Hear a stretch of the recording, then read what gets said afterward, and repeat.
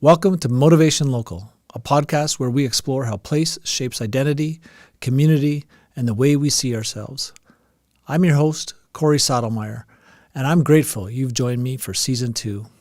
I'm grateful, too, for the generous support from TELUS STORYHIVE, supporting so many podcasts across Alberta and British Columbia. Lived experience doesn't just shape how people view their community, it also influences how they view themselves. The sum of these experiences and memories forms a narrative about place. At the heart of this season, we continue to explore how these stories intersect, how a community motivates its people, and how people in turn motivate their community. This year, our conversations will stretch further. We'll still share stories rooted in Medicine Hat, but with a bit of a twist. Many of this season's episodes will be presented through the eyes of some of our more creative community members. Each will bring a unique perspective on the connection between place and identity. Before we begin, I want to acknowledge that Motivation Local is created on the traditional lands of the Blackfoot and Cree peoples, within the homelands of the Métis Nation, and at the meeting place of Treaty 4 and Treaty 7. These lands have been gathering places for generations, and we honor and learn from the deep relationships Indigenous people continue to have with this land. I look forward to sharing this new season of conversations with you on Motivation Local. My guest today is Brian Heidinger. Brian is a born and raised Hatter with some detours through Edmonton and Calgary before choosing to return back to Medicine Hat about 14 years ago. Brian is a teacher whose path has been anything but linear, from teaching grade 1 to junior high, and for the last few years in the woodshop at Dr. Roy Wilson Learning Centre. Outside the classroom, he co-leads the Red Rock Mountain Bike Club alongside Mike Fair, a community-powered program that's introduced dozens of local kids to riding, skills, and to the coulees that exist in their own backyards. He's also the maker behind August Dawn, turning ideas into all sorts of beautifully crafted woodworking projects, all the while sharing the creative process with his students. We talk about leaving and returning, building programs with community partners, helping kids find their thing, and how place fuels both craftsmanship and confidence. Please enjoy my conversation with Brian Heidinger. Welcome to the show, Thank Brian. you. Appreciate you taking some time in the kind of the last moments of summer to sit down and have a conversation. And we met a couple weeks ago to just kind of chat about what that might look like and hopefully alleviate any fear of being the nerves on camera and in somebody's basement. So I actually just want to start off and just tell us a little bit about yourself Sure. and your connection to Medicine Hat. Yeah, I'm born and raised Medicine Hat. So we were here growing up, lived in Southridge and Rossglen. And then I think it's like the kind of a classic Medicine Hat story. We left for school and met my wife and swore we would never return because you get the taste of the big city and you think that's where you want to be. Yeah. So we lived in Edmonton and Calgary for a while, and then the family talk started and buying a house talk started, and it was like, oh, Medicine Hat's actually pretty good for that. Right. So and then we came back home. We've been back home for 14 years. Okay. Yeah, and have family. We got an 8-year-old and a 5-year-old at home, so we're busy there, and yeah, just it's a nice little spot to be. Yeah. When we go to Calgary, we're going there this weekend, and there's parts of it I miss, but you really don't miss. I don't miss the traffic and the big city feel anymore. So that's a good spot. I just got back from Toronto last night, and it's cool to be able to have access to some things. But the commute here is 1 second now, and that's pretty good too. Yeah. So born and raised Medicine Hat, you finished at Crescent Heights High School, right, as a student, right? Yeah. Because those Southridge kids used to flow that way. And the big bus trip across the city. Yeah. How about elementary school? I was at Crestwood. We moved a little bit. We moved from Crescent Heights, so I was at Vincent Massey maybe for a year. Okay. And then bulk of elementary was at Crestwood. Yeah. And do you have any friends that were still from childhood? Yeah, I've got a couple buddies. Kent Campbell, teacher, Sean Monson, him and I. Those three of us were all through high school together, and those the connections are still there. Those are definitely things that happen in this size of community for sure. Well, I always laugh because like Medicine Hat, I feel it's always 2 questions away from understanding how you know somebody else. Like you're, at a hairdresser and you're like, it's just a couple of questions and you figure out, we're related or we're, we know each other somehow. So it's kind of neat. Yeah. That can be good and bad. Yeah. I mean, you gotta watch out. Yeah. But it'll be okay. And you're a teacher now, but you didn't take like the normal path to teaching. No. So after high school, I moved to Calgary. I went to SAIT. I did a diploma at SAIT in marketing. And then right after that, the U of L had a chance to do the degree program. So I got a Bachelor of Management with a major in marketing through the U of L at their Edmonton campus, just to keep things super confusing. And then after that, I worked a little bit outside in like sales and management. Yeah. And then about the time we moved home, I took a job in outside sales with the company. We were selling like parts and supplies to like dealerships and things like that. Okay. And then just kind of decided I was kind of tired of chasing that, like always the sales numbers were growing and growing, and that wasn't for me. So I went back to ed. So when you first went to SAIT and doing a marketing program, like what did you think you wanted to be? Okay, well this is another like a weird one because SAIT, the year that I went in, I think it was like 2007 or 2008. They had it labeled as automotive marketing. Okay. And my young teenage brain, I was like, okay, this is like designing ads for car companies. This is cool. And then it was not that. It was like dealership management and like how to run a car dealership. Okay. Which is very cool, but not what I wanted to do. Yeah. So I transferred out of that program right at the end of my diploma and just into their general marketing program. Yeah. But yeah, it kind of took me around. And then U of L had a program at Edmonton. Yeah. Wow.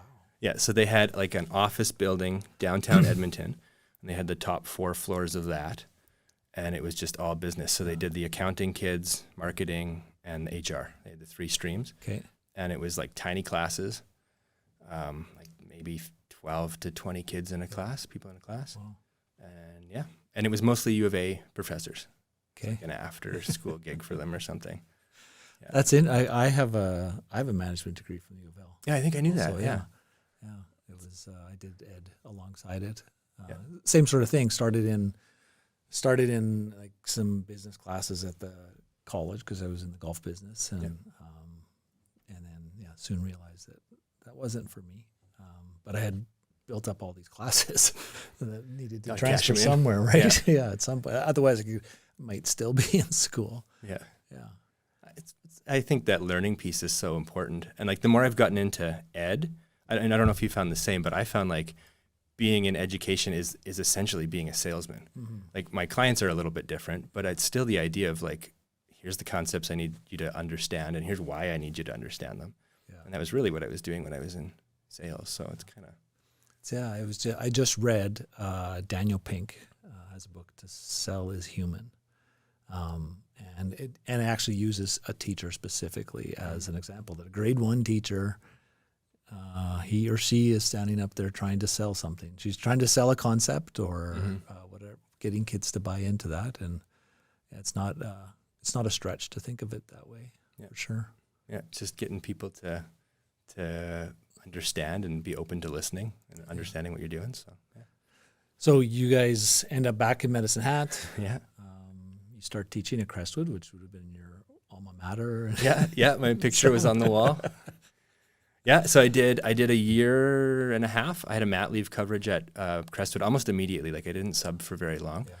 So I got into Crestwood there, and I had a year and a half in their supported learning class. Right. Which was kind of it was a learning experience, like first year teacher, and I got 8 kids and an EA, but some pretty severe behaviors and fun. We had fun, but it was like right into the hot plate. Yeah. And then I went straight from there. I went to Wilson. Yeah. And then at Wilson, I took over a grade 1 mat leave, and then the following year was a 2-3 combo class, and then I moved up to junior high. Wow.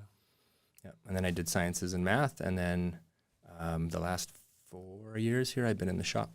Nice. Yeah, it's been a weird journey, but like it's always, I just try to say yes to every opportunity that kind of presents itself, or try to make it work. So, and then one of the things that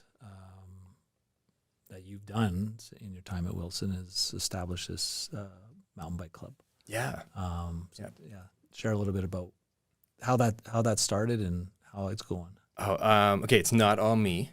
For sure. It's 100% not all me. Yeah. So Mike Fair is kind of the other driving force in the Red Rock Mountain Bike Club. Yeah. I had always kind of had a dream of trying to do something with kids and bikes, but it was just, I couldn't quite get it together. And then Mike, a few years ago, had sent out an email. I think it might have even been division-wide, just asking for people who are interested. And with his background, he had like all the paperwork done, and we had kind of already cut across the red tape that was in the way of getting that started. Mm-hmm. Yeah, so he and I kind of joined forces, and we're in our 4th year now. I think we've had like 105 or 110 individual kids over those 4 years. We're averaging about 50 registered riders a year. And we get about 25 to 30 kids out every Wednesday to ride with us. So it's been really cool. The connections with that have been neat. What would you say has been your favorite part? Just watching the kids who have never done it before fall in love with it. Yeah. Like the kids who are there and they love it already, that they're an easy sell. But those kids, like we had a kid 2 years ago who showed up and he rode fine, didn't stand out.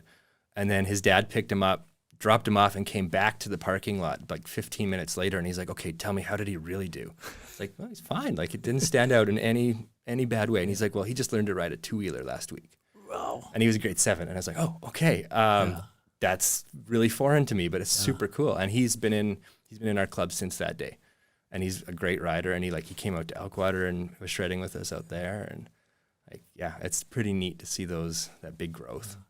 I was doing it for me when I was at River Heights, because River Heights pulled from kids from all over the city. So many kids were driven there on the bus or by their parents. And the first thing that stood out to me at Wilson the day we opened was the bike racks were full. And I was like, oh, this is like when I went to school. Like at Crestwood School, you had the bike, like where the MPR thing is in the middle there. That used to be the bike compound. Yeah. And that was just hundreds of bikes because everybody rode their bike to school. Yeah. So it's neat to see that kind of come back. How about for kids that don't have gear or? Yeah, so like that's where the community has just been unbelievable.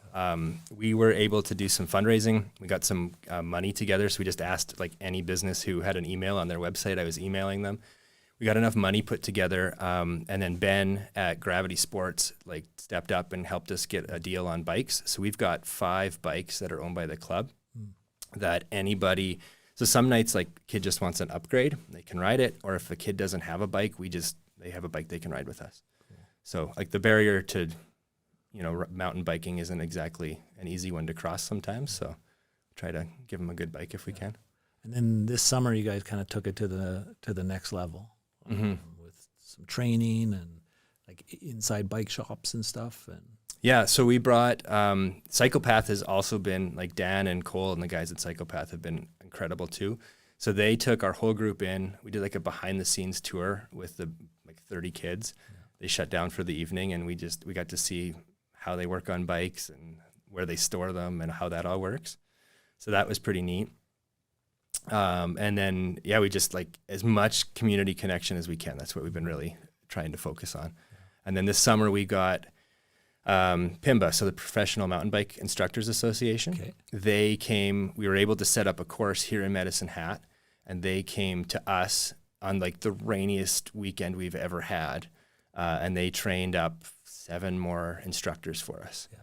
Which is sweet because that helps us with the insurance side of things. It keeps our groups low when we're riding. It's a 1-to-5 or 1-to-6 ratio now. Okay. So we got a couple kids who are high school kids who got their certification, and a few more teachers too. So it's been a real community effort. It's been pretty sweet. And so that's kind of mainly running out of Wilson and Alexandra. Is that? Yeah, that's where Mike and I are based. Yeah. So because of that, the sales pitch, is so much easier when you're in the building. Right. Yeah. But we're open to anybody, grades 7 to 12, across all Medicine Hat Public. Mm-hmm. So Christian school, wherever you're at. Yeah. And then we're going to try next spring to open it to grade 4 to 6 to do another ride night for the little kids. see, because we've had a lot of asks about that, but that's getting to be a big spread when you go from grade 4 to grade 12. So yeah, and having, like you said, having the right ratios in place, and if you got less experienced riders, where do you guys go from Wilson, or where do you start off your rides generally? Yeah, like we rotate. So we'll meet at Gas City Campground. So there's that pump track there. Yeah. And then we'll we'll do that for 2 weeks, and then we'll go to Echodale for 2 weeks. They've got a beautiful trail network that they've kind of cut in there. And then we'll go out to Redcliffe for 2 weeks after that. Yeah. And we always try to fit in at least one ride to Elkwater, but that's a lot more, organizing to get the whole crew out there. Yeah. Not riding to Elkwater. No. Riding on the ski hill in Elkwater, yes. I rode to Elkwater once. Yeah, no, not fun. Oh, that shoulder is not your friend. Yeah, I can't. 35 kids on the side of the road, that'd be scary. We just go to the ski hill side, so they've get some downhill runs in there with the kids. That's cool. Yeah, it's been pretty cool. If you, because I know you guys have dreamed big about some of this, like what could this become? Oh man. Mike and I have like Google Docs just full of ideas of where we think it could go. I think ultimately we would love to make this like an in-school sport, something that we're doing with kids during the school day, just like Hockey Academy is kind of doing.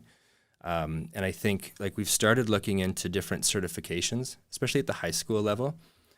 There's certifications for hiking, and there's certifications for like whitewater, things like that. So I think we'd be able to incorporate other outdoor pursuits or outdoor adventurous things. Have you seen anywhere where it's become almost like an extracurricular sport? Like maybe not in Alberta, or? Well, was it you who sent me Faces? Yeah. And I don't remember which division that's out of, but it's Livingston like a summer Range. camp. Yeah. Livingston Range? Yeah, it's like Crow's Nest Pass area. Yeah. So they're doing it more like a summer camp, Yeah. but I don't know if it's like built into their school programming. I think they're kind of chasing they get the high school credits and stuff with their kids. Yeah. But as far as I know, like nobody's got it embedded.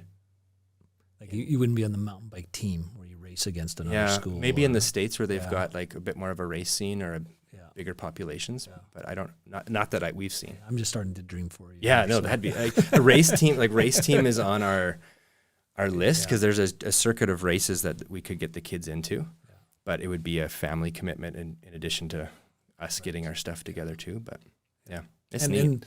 And maybe some of those things happen better at a club level than a school level kind of thing, like that kind of separation thing, because sometimes they run over summertime or whatever that is. Yeah.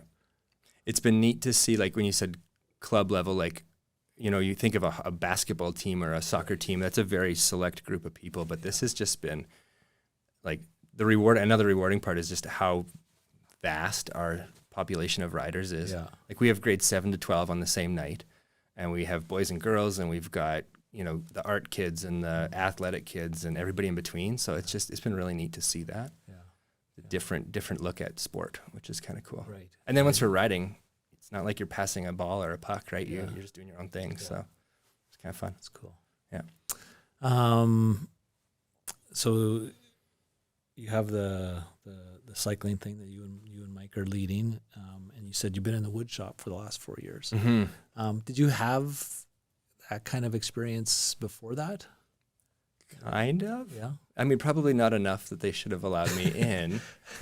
I remember maybe, do you remember maybe the day you hired me or in that moment walking down that hallway, and I looked at the project commons and I said, like, what is that room all about? And you're like, oh, you know, art things go on in here. And the shop was just full of machinery at that time. It wasn't really in use. Yeah. And I was like, oh, one day I want to take over that space.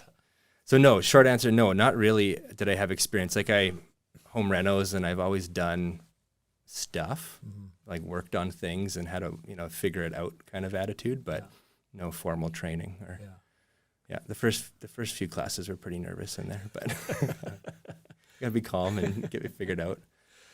And so you start teaching and working with curriculum and doing things with kids in that space, but then is that what leads to you kind of doing some of your own stuff? Yeah, kind of. Yeah, like it kind of went hand in hand. like into the school shop and playing with it, and then going home and going, okay, I really got to figure how to do all this stuff like on my own.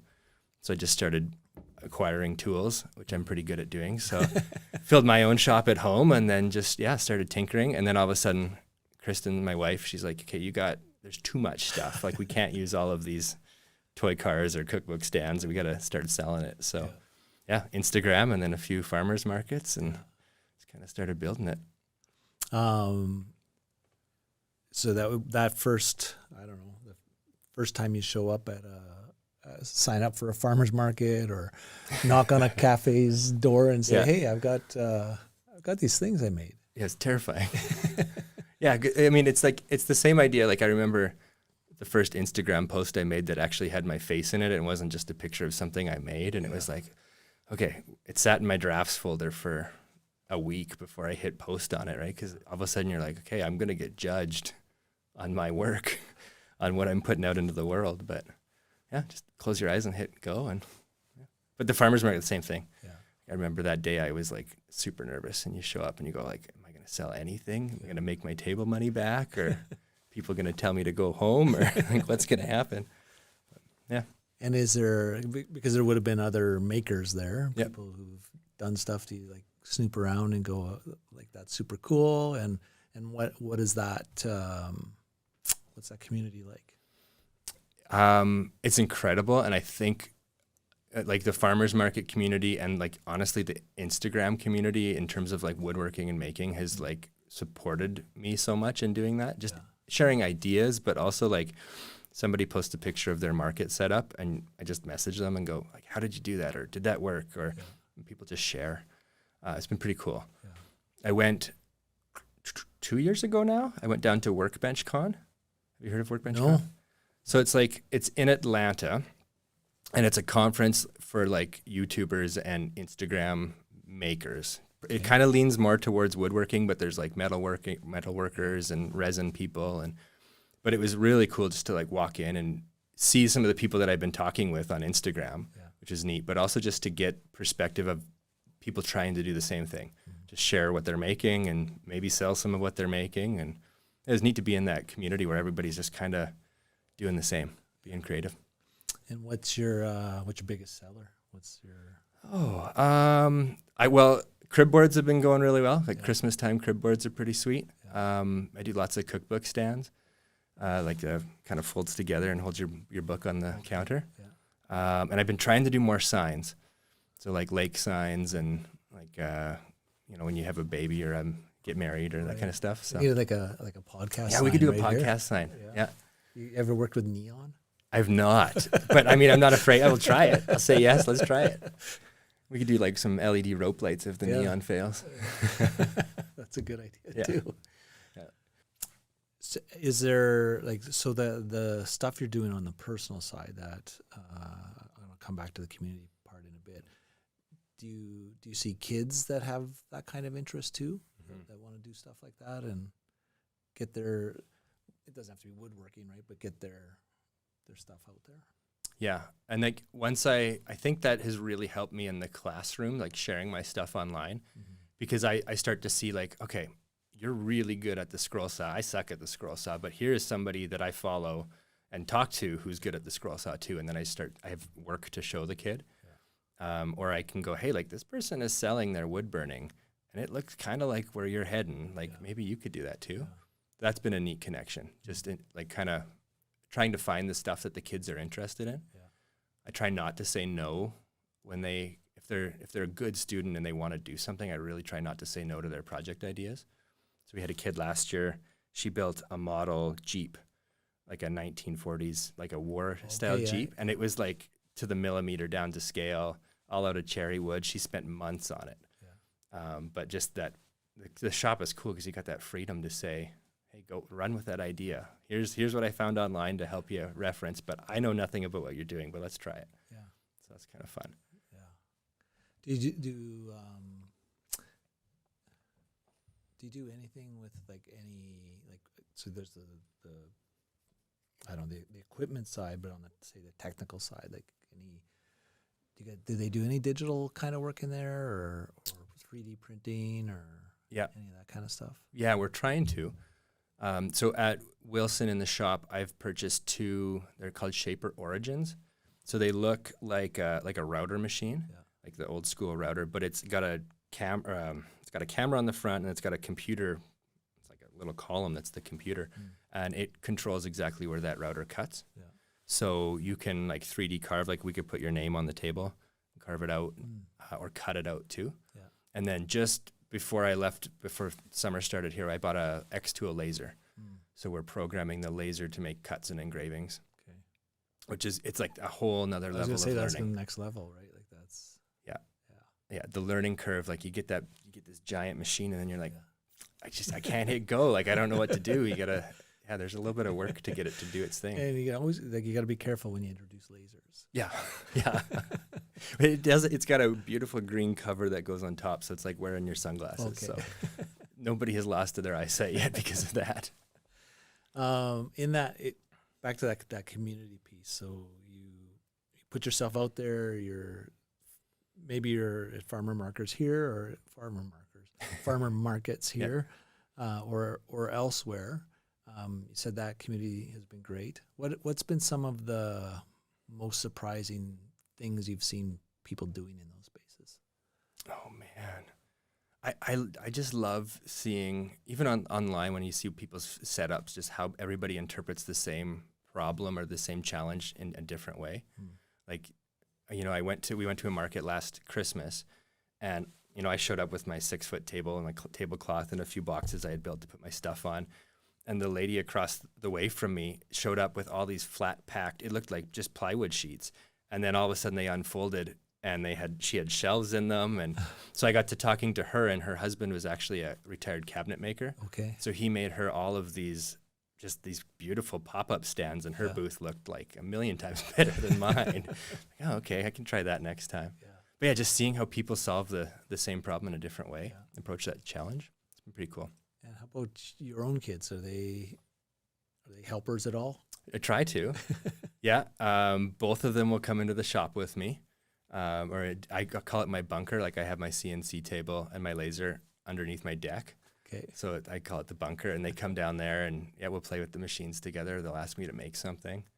So we'll see. I don't know if it's going to stick. Like my 5-year-old knows what a CNC is, which is pretty cool. Yeah. We'll see if it sticks and they like it. Yeah. They help out. I can give them a sander. The sander's a good spot to start. Yeah, it's safe. Yeah. What's next for you? Oh man. In terms of August Dawn, I think I just want to keep making cool stuff. Yeah. Like it's like a hobby. I call it a hobby business. Like it's just enough to. I've always got a commission kind of going, and it keeps me busy, gives me a project to think about. Yeah. So just keep doing that. I'd love to get into some furniture. Some bigger projects would be pretty fun. Yeah. Okay. Have you been to Dave Ridgedale's shop? I have not. Yeah, they moved, and he basically built a garage bigger than his house. Oh, it's a dream. And it's just with the gear inside there. So for the hockey academy, he built all the benches in the gym facility that they have, and he used retired hockey sticks to do all of that work. And same sort of thing. Just loves to think about a project and put it together. And oh, that's neat. Yeah. One day my shop will be bigger than the house. I'm lucky. I can't complain. I'm lucky. I have a dedicated shop space, but it would be nice. Yeah, that's pretty cool. So August Dawn is your Instagram handle? Yeah. August.dawn.co. Okay. Yeah. Named like a junior high group project. It's just my kids' middle names. nothing fancy, but yeah. And you got tons of followers there, or I had not tons, but yeah, we do. But you've had a couple. You told me you had a couple you had a company reach out to you to sponsor you. Yeah, like We Create Lasers sent me an email, and I was like, I'm getting scammed. This is not true. And no, I got a laser machine. They sent me to try out. Yeah. So that's been kind of fun, and a few little sponsorships and things like that. So definitely makes it exciting. Like when that's not my daily occurrence. It's kind of neat to get some free stuff in the mail. If anybody wants to send me free stuff, that's cool. You have a website where you can order stuff? AugustDawnTimberco.ca, but it is like you're better off to just send me an email or a DM on Instagram if you need something, because that's a whole full-time job too. Just trying to keep that updated. As I get into the podcasting world, you listen to the ads. I have zero ads on my podcast, but Shopify is a big sponsor. So you might need from what I understand from all the podcasters out there, Shopify is the way to go. Yeah, that's what we've used to set up the website. Okay. Yeah, it is very easy, but again, just the time to do it. Yeah. It's like, if it gets updated once every few months, that's pretty good for me. Well, I'm gonna have to send you a concept of our logo, and we'll see if let's do something for that. Might work. That'd be fun. Yeah, that would be really neat. Well, we try embedding some lights in. I don't know about neon. That seems like a little too far for me, but we could do some LED lights. I think maybe safer. It's kind of fun just to talk about those ideas and those concepts. Yeah. Well, and like I think like I said, like I don't know, there may be 17 people that end up watching this, and 16 will be from your own family. And, I'll send the link around. Yeah, but I think that there are some neat things that people in our community do that people just don't know about, and I guess I'm hopeful that kids see and hear that stuff too, because it's a hopeful thing. Right. It's a neat, like the idea of kids seeing what I've been working on that was a weird one too for me, because I'm like, I don't want to be promoting my own thing. Right. But at the same time, it directly aligns with what I'm doing in class. So it took a few months to be comfortable sharing. Okay, here's my Instagram page. Like, look at what I've built, or look at what my friend built. Well, and there actually could be crossover, right? Like there are outcomes that kids could do around making their own reel, really. Or doing their own thing, and so it's not. Yeah. Although it feels weird, right? It's it went. I think it's gone well. I think it's helped my teaching, but the first few times were strange. Sharing that. You haven't made any more with your daughter? You said the one with the voice. Yeah, they wanted. I had her do the voiceover and all the sound effects, and it sounded really cool. It was cute. It was very organic, and then they asked for another one, and I was like, it doesn't feel, I don't know. I don't like, she didn't make that choice to be online. So I try not to, if I don't have to, I don't exploit your own children. Yeah. She can, when she's old enough to have her own accounts and stuff, she can make those decisions if she wants to be part of that. Is the farmer market, is it like a seasonal kind of thing? I mean, it could be all year. Like they go all summer and then into the fall. I've honestly just been picking some Christmas markets just for my own sanity, because like it gives me I have a little bit of an inventory built up right now, and as school gets going here, I'll keep building until end of November. Yeah. But it's tricky. Yeah, because some people could chase that every weekend, right? Yeah. I think there are people who do quite well. Yeah. Doing like every farmer's market they can sign up for. All their jams and all their. Yeah. Yeah, but when you go, okay, that's that crib board, even the CNC cut it still took me an hour or two of time in the shop. Like that adds up. We got swimming lessons and stuff to get to too, so that adds up. But yeah. Well, that was good. Thank you. Thank you for having me. Hopefully that was painless and yeah.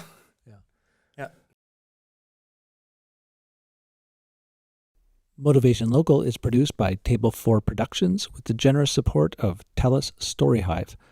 You can find our episodes on Optic TV, at our website, motivationlocal.com, on our YouTube channel, or wherever you get your podcasts. Our producer is Corey Sadlemyer. Our theme music was composed by Medicine Hat musical artists Snakes and the Riot. As always, thanks for watching or listening to our podcast. If you've enjoyed what you've heard here, don't hesitate to subscribe to our channel or to leave us some feedback.